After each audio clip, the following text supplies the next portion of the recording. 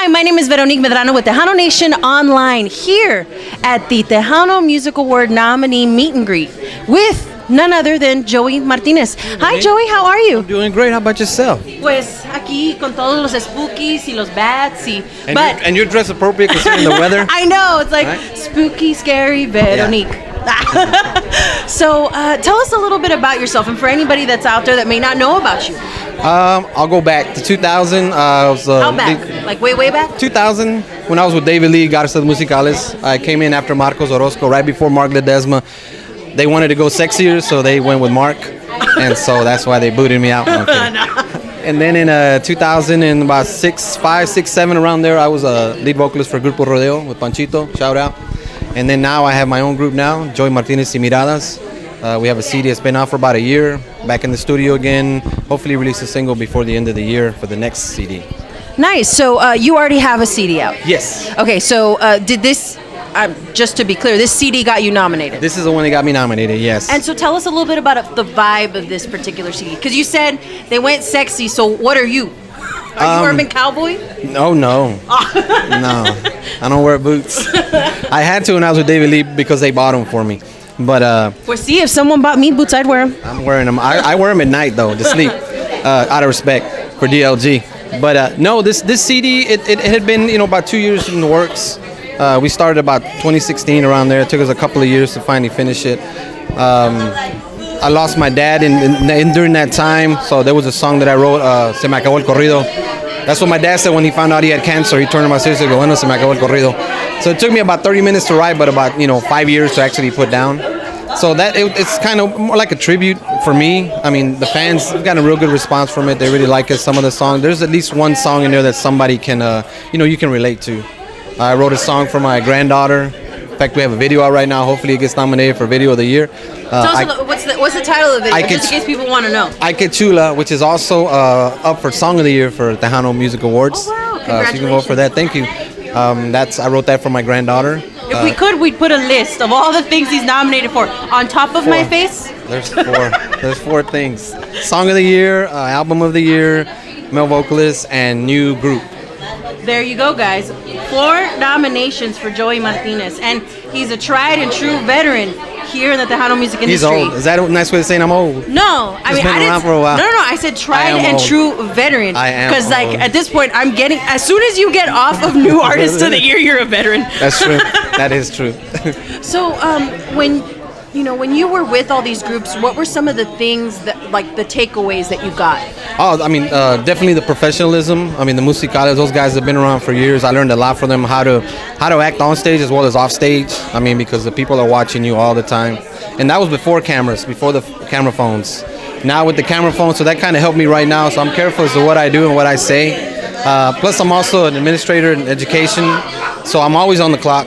Kids are always watching, so I try to maintain that professionalism with a lot of stuff that I learned. Not only, like I said, off the stage, but also on the stage. If you're gonna learn the stuff. When we get up on, it's time to work. When we get up on stage, the crowd, the people, they pay to see you perform.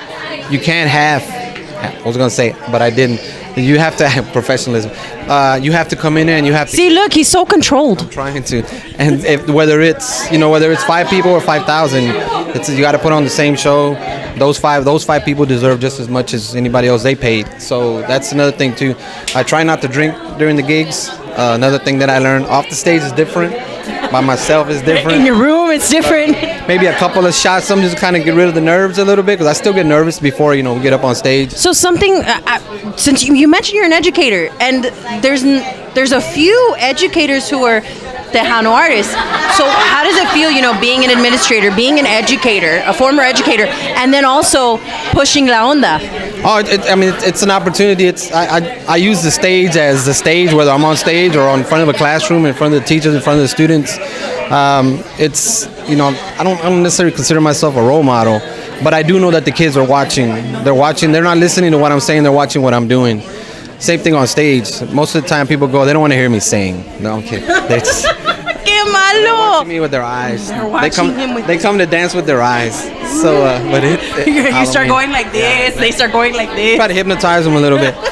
But it's being in that situation. Like I said, I've been in education as long as I've been on stage, so I've always had that that mentality, that way of thinking. Like there's we play quinceañeras, we play at weddings, and there's always kids around. There's always so I try to maintain. The club's a little bit different because it's 21 and over. Students aren't allowed to go in there. But what about the parents? Well, they're there clubbing too, so we're good. So, I mean, given that mentality, do you think that that's something that needs to be taught with the new era of Tejano artists, because they're coming in younger and younger? Right, and I mean, and the talent has always been there. That's the thing. Coming in from West Texas, I grew up in West Texas, in Pecos, Tarilas, and San Antonio was, the hub. Everybody go, but you show up there and you realize, I mean, there's talent everywhere. It's just you get exposed to it a lot faster here because there's more places to play. There's a lot.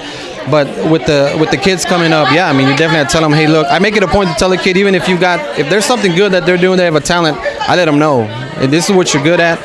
A lot of the kids, you have the at-risk kids and you have the GT kids. The GT kids, they already know. They know their strengths and weaknesses. They stay away from the weaknesses. The other kids, the at-risk, the ones that think, oh, I don't have anything, all they've ever been told is, no, you're not good, you're not this. They don't know what they're good at. So you try to find that one thing that they're good at and they focus in and you just see them, that one little thing, and you see them. But it's, especially with the music, I mean, turn around and that's a platform for me. I don't like to get political and do all that stuff, but that's a platform for me to be able to say, hey, look, I'm doing it. I went to college, I did all that stuff, I'm still able to do this, and I can still do the music. And so that kind of opens up for them and they go, oh, so you can do whatever you want to do. Yeah, that's been one of the things I've noticed with like the school tours that I did and still am planning on doing again. But that, these kids don't realize that, oh yeah, like from whatever little town, doesn't matter where you're from, all it takes is that energy, that drive. And so, given your new album, given all this stuff, what are your plans for the future?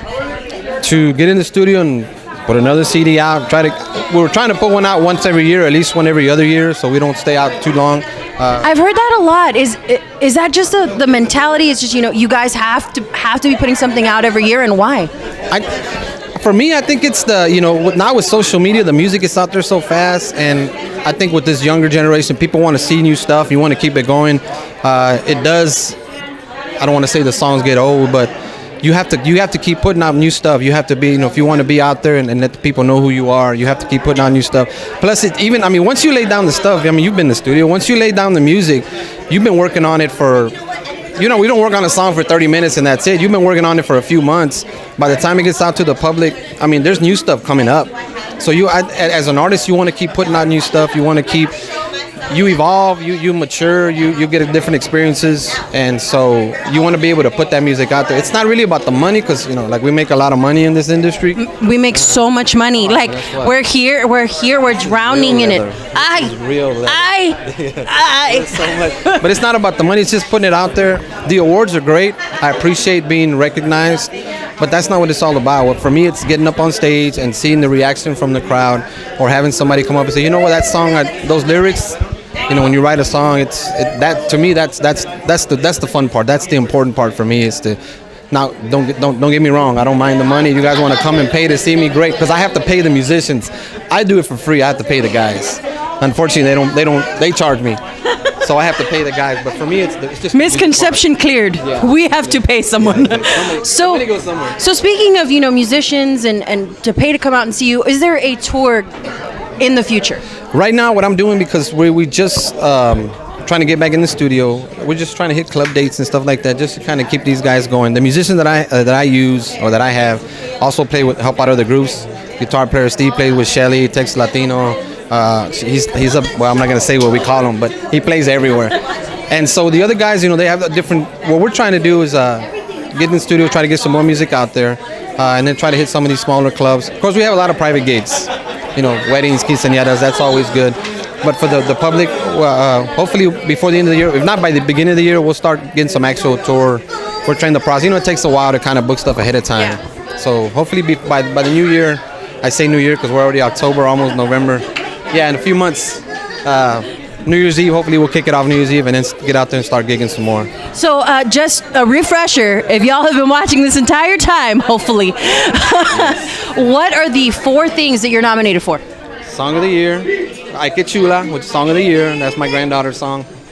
And then Album of the Year, Joey Miradas, the male artist, and new group. This is Joey Martinez. I'm Veronique Medrano. Make sure to keep watching Tejano Nation Online.